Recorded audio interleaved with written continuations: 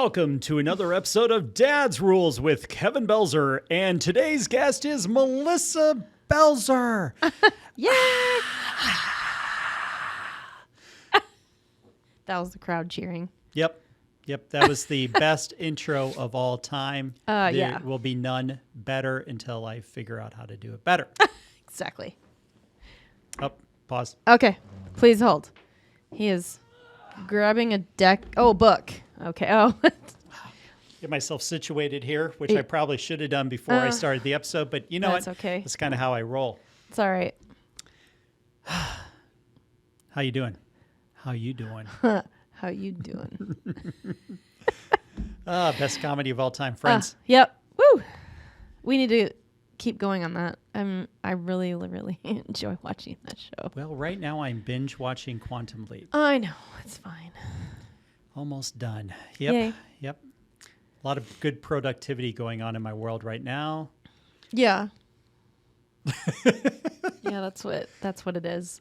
Yeah, because TV has value. I'm just doing my work and working on house stuff slowly but surely. Yeah. Yep. Well, had a good month. Took a couple days off. Decided that I was going to just veg out and get myself back calibrated. And that's what Preach. I did. And now it's time to go back to work. Yep. Preach. So, funny dad jokes again. let's do a... That's what it looks like. Yep. Okay. Dad's Jokes, the punny edition. Yeah. Where we left off was... Brace yourselves. Well, these are absolutely... I mean, yeah, they're punny. So, yeah, lots of puns involved.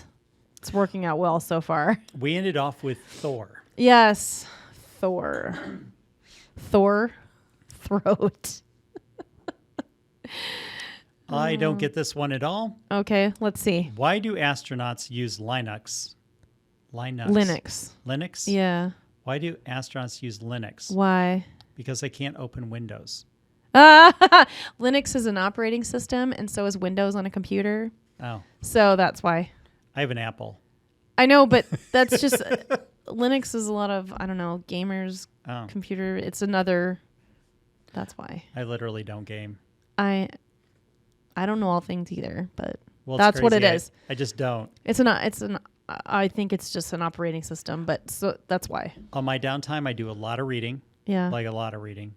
I get through a couple books a week. I do a lot of reading, and I may veg out on some TV as well. I work out. That's what I do. I don't game. I just don't. I used to. I quit cold turkey when I stopped gaming. I have a game I'm playing right now that I'm playing with my friends, so it's really fun. Well, it's funny. Something happened in a game, and it pissed me off so much that I deleted every single game I had because of one game. I deleted all and stopped playing all of them. I think I've pretty much stopped all of my games other than this one I'm currently playing because I'm enjoying it so much. I'm a late comer to this game. Apparently it's been around for like 9 or 10 years. Heyday? Oh my gosh. That game is so fun. But I'm also playing with my friends. So, you know, I will cool. watch YouTube videos of people building city skyline cities. Well, this is like... So I will watch people play games, but I honestly don't have the time. I think what I fear is that I'll get sucked in. The next thing you know, I'm seeing dawn happen out the window, and I've been playing all night, and I just don't want to get into that. I'd rather read and do other stuff. Well, I'm reading too. I've got a book on my Kindle. Work out, wear my Dad's Rules shirts that show off my muscles. Yep. Because I got these fitted ones. Gun show. Yeah. Welcome to the show. The gun show. I'll buy tickets to that. You did. 30 I know. some years ago. Yes, I did. Yeah, as of this recording, our anniversary is in a few days. Woo! 31, baby. Another joke. Uh-oh. I don't mean to brag, but yesterday I beat our local chess champion in less than 5 moves. Finally, I was able to put my high school karate lessons to some use. Oh, man. Oh, that's hilarious. Terrible. Oh, no, that was awesome. What do you call 2 birds stuck together? I don't know. Velcros. Oh, my goodness. Oh, okay. Scientists just discovered a new cow-like plant They're calling it a bovine. Oh gosh. I grew up on a ranch, so that's kind of Yeah, funny. but these are definitely 100% punny. I don't know how they kept coming up with this many. This is impressive, actually. What did Newton think when he discovered gravity? What did Newton discover? What did Newton think when he discovered gravity? I don't know. What did Newton think? Shit is about to go down. Oh, jeez. Boy, these are painful. My favorite school teacher was Mrs. Turtle. Strange name, but she taught us well. Okay. Cornball. Sales are down, so my boss asked why the greeting cards aren't moving. I told him it's because they are stationary. Oh, my goodness. Wow. I've got the body of a porn star. All my clothes say XXX. I don't want that body. No, me neither. I used to be in shape before I was in shape, and that shape was round. I'm trying not to be round. It's challenging. The recipe said set the oven to 180 degrees. Well, now, I can't open it because the door is facing the wall. Oh, my goodness. Oh, okay, one more. Okay. Doctor, relax, David. It's just a small surgery. Don't panic. But my name isn't David. I know. I'm David. Oh, man. Ooh. Okay, one more. Okay. Everyone was excited about the autopsy club. It was open mic night. Oh, man. Oh, that's There you great. go, Steve. There's one you can tell your friends. All right, let's break into a deck. This one is called Thinking Time Business Edition. This is usually the funnest one for Melissa because she doesn't own a business. So it's always exciting to see what she has to say. I can only use my work experience to even try to answer some of these questions. And my work experience isn't long. I mean, many, because I'm a lifer. Well, I try to be. You have 6 choices. Oh, geez. Leadership, product, marketing, operations, culture, or customer. Oh, Leadership, product, marketing, operation, culture, or customer. culture. Culture would be this one. I'm probably going to hate all of them anyway. You're going to probably hate all of I don't them. know. How do you receive feedback about your leadership? Well, it depends which version of Kevin you're talking to. Are you talking to immature Kevin or are you talking to Kevin of today? Talking about 10-year-old Kevin or Kevin now? No, I don't. What do you mean? Well, younger Kevin would have said, well, yeah, fuck you too. Oh, yeah, that's absolutely true. Yeah, I didn't used to receive feedback very well about that. No, but you're talking about feedback as a leader? Hmm? People giving you... I think now I'll just try to figure out how I can improve and get better. Well, if you're talking... Okay, so for me... I try to be proactive about it now. So I try to cut it off. Try to solve the problem before it becomes a problem. I guess that's the best way to say it. Okay. So what I do now is, like with new agents, I go, what questions do you have about anything in the real estate process that I can make a video on? And so I get good feedback that way. And then I can put the videos together. Now they have training material that they can go back to from time to time, recalibrate themselves. But I can also use it for future agents as well. So if an agent leaves me, I still have this catalog of videos that I can now use for my future agents that work for me. So that's what I try to do now. Before, it would have been more defensive, meaning everything from, well, fuck you too, to going, it's not my fault, or trying to put out fires, like, don't leave, here, I'll solve this kind of thing, when I should have solved it earlier. But I think that's just part of the whole process with being a leader anyway, is that you're not going to know everything. You're not going to have all the answers from the beginning anyway. Anyway, that's my thought on it. Okay, well, if I'm thinking there's two sides to it. Like, if I'm the leader, I've got the person who's above me who's critiquing what I'm doing, and I've got the people that I'm training and leading. So the people that are critiquing me, I mean, I always want to be the best version of that. As long, I guess I receive it pretty well in general because I want to be the best leader in general. And then when I'm leading, I try to lead by the way that I would want to be led. So I've always had good rapport and good response and willingness with people that I was leading or teaching, like as far as a management position.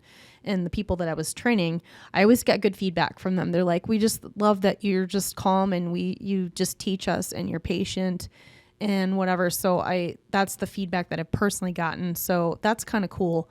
And there've been a couple of people who were above me who weren't very nice when they were critiquing me, and some of it was unfounded. Like, they just were mean instead of constructive.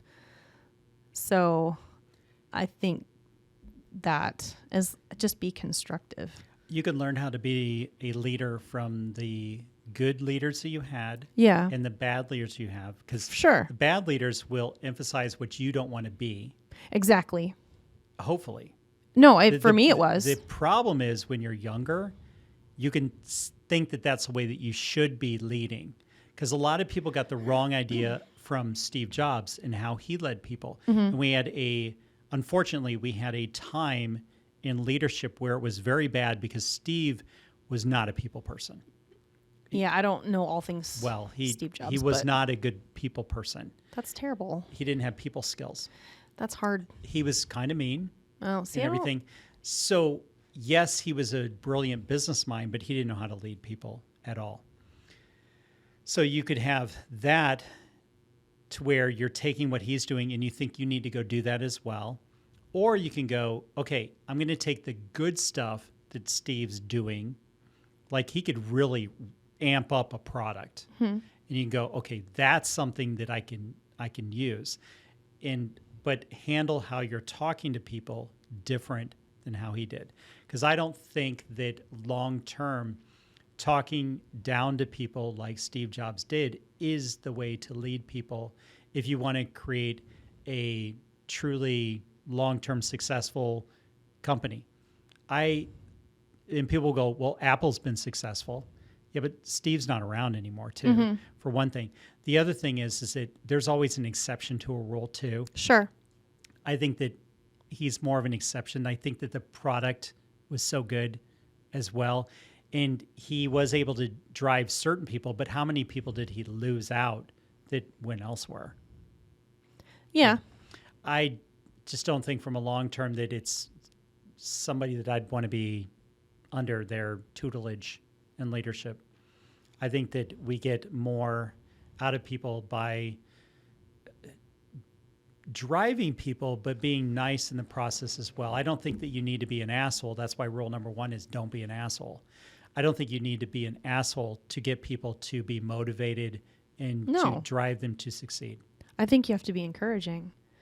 And I've been fortunate enough. Well, there's a way to encourage people, Sure, and also know that there's a price to be paid if you don't do your job. Well, of course, and that's that balance. I think you can encourage them and make them want to, not make them, but if you're encouraging, they will want to do their best.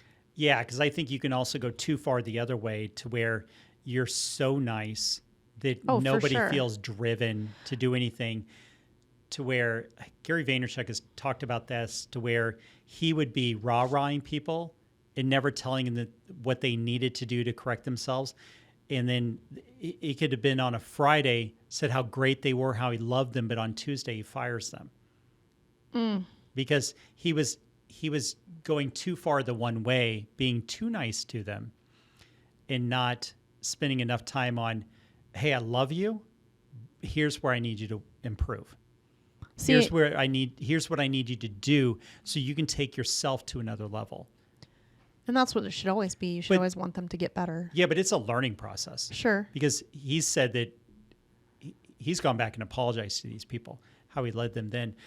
in you look at now, he's like, he spends the time on him of, hey, here's where I need you to work, what I need you to work on, or change departments or whatever. He'll spend that time on him to improve them as people. So but you don't have to be nasty about it. No, ever. You no. never have to be nasty No. about it. I think that that's going too far. But I do think that you can also be too nice to where you're not really coaching them, because there has to be a balance to where you're coaching the person along and you're not being afraid if they outgrow you. I have a couple agents that I brought on that they're like, well, is it okay if I still do social media with my personal branding? You heard the call because it was on speakerphone when we were driving the car. Yes, please. and I said, actually, I need you to do more of that. Yeah. Do it and go. Look, if I only have them for a season, who cares? Yeah. Because I want to have to where they go out in the world and they say good things about me that, hey, I learned this from them. They took me to this next level. And then maybe I can only take them so far. And they need somebody else that will take them to the next level. That's fine. I don't have an ego like I once did. It's like, no, you can never leave me. And if you leave me, I hope you fail. That's horrible to think that about people. It's like, you've seen me interview people on the podcast that are with other agencies. I make no money off them. But I also can't sell 9,000 homes a month. No, you can't. You can't sell everybody's house, but you can say, hey, if you come to me, I got you. Yeah, I'll coach you to a certain point. I'll help you out, even if you're with another agency. Because why not? I have agents that call me all the time and they ask for tips and stuff like that. And it's like, that's fine. I'll have the conversation with you. I'm still going to, now if we go head to head on a listing appointment, I'm going to do everything to win. Of course. But, I still want you to succeed. Of I know that course. that's a paradox that people have a hard time with. But it's like, I can want you to succeed, but if we're ever in a competition directly within each other, It's on. I want to win. Yeah. And it's a paradox, but I'm okay with it. Yeah. And I think most of them are as well, because I have competed against agents that I'm friends with to try to win the listing or try to win the home for my buyer and see that they closed it and I lost. And it's like, that's fine. I'm also going to take a step back and go, what did I do right? What did I do wrong? What could I have done better? And learn from it and fail forward. I think you should always go from the standpoint that you should always be teaching people to go forward and to pass it along. Like when this last employment that I had, it was really cool because I say kids, but they're in high school or college, and they started repeating some of the things that I was saying, which was cool because I had these sayings like, and I learned the one from Leslie at Papa John's. That was one thing that always stuck to me. She's like, success for the next shift. So I was teaching that just coming back since February, because this was a group of employees. I've worked with a couple of them, but a group of them that I hadn't really worked with, but I was kind of familiar with them, had a few, but success for the next shift. I go, no matter what job you're in, if you don't create a circle of success, it falls down and then people get mad at each other. It creates discord between the shifts and stuff like that. I go, you want to be setting up your pals for the next shift so they're not stressed out, because you just don't know what's going to happen. You don't know if somebody's going to get a flat tire and they're going to be short or whatever. And then another thing I said, fast, but not half-assed. And a couple of them were, I go, you want to be efficient, but you don't want somebody to have to redo it the next shift or, whatever. You don't want someone to have to redo it. That's not success. So just even from way back from Leslie, I've passed that along and just done that. And it's like you said, be constructive, yet don't discourage. And so I've actually gotten to see that culminate, manifest, whatever, with this last just couple months, and it was really cool. Well, it's in the real estate world, why would I not want others to be better just for the industry's sake? That was the point I was going to make when you were talking before, because you're just making it good for better. Yeah, it's on me across, that right. when I'm competing for a client to win a home or competing to win the listing, that it's on me to level up my skill. Of course. Okay, so and plus we don't all have the same marketing plan, the same way that we're going to present the property, the same. Some don't even do photo shoots or drones or video or anything. Yeah. Everybody's different of how they approach it. Some people will run ads different than I run ads. Yeah. So I know that we're not all the same anyway. Right. And there are going to be things that they may like about them that they don't like about me. Like I don't do open houses. Yeah. And some people are just, they want that And done. some sellers, they want open houses. Open houses don't work to sell that exact property. Yeah. They flat out don't. Statistically for you, the numbers don't show that works. Well, and statistically across the board, they show that they don't. Yeah. They bring in buyer leads for the one holding the open house. Sure. But they don't bring an actual buyer for that particular property. I feel like that's what's really its intention. At least here. Yeah, right. And I can't say that's across. Other markets could be different. Be different. But statistically, that's what has shown that it creates more leads for you. Not you, but and I'm not spending my people. Saturday, and I'm never spending a Sunday sitting in open house. And I flat out tell them on the Yeah. word go. My open house is the fact that it's marketed all over the internet. Right. So they may not hire me because another agent says they'll sit it open. Yeah. That's fine. If they don't want to hire me over that, I am totally cool not getting the listing because I'm not going to sit your home open. But I'm also honest, and I tell them up front that I will not sit the home open. Right. You personally won't, but you could always work with someone who says, hey, I want to do that. You were like, great. I could have an agent in my office that wants to. Sure. And then you're like, if they want to, great. But You're not saying don't do it. I'm never going to promise them an open house. Right. Because I can't guarantee that I'll have an agent that wants to sit open. Well, right. But you've had, well, they're like, yeah, I want to sit it. Great. Not opposed to it. Just it doesn't work for you. Correct. You've got a different way of doing it. Yep. Yeah. All right. So we're going to wrap it up. If you want to pick up any of our swag, like the shirts we're wearing, the badass trucker hat that looks beyond weird, but is super cool anyway, as far as I'm concerned, go to dadsrulesswag.com. And if you like the show, hate the show, or ambivalent about the show, hey, just review, share, like, comment, leave feedback, send smoke signals, whatever it takes to get carrier pigeon. Yeah, we rely on you guys to spread the word about the show. It has been growing tremendously the last few months, which is greatly appreciated. And until next time, go out and be the kick-ass adult I know you all can be.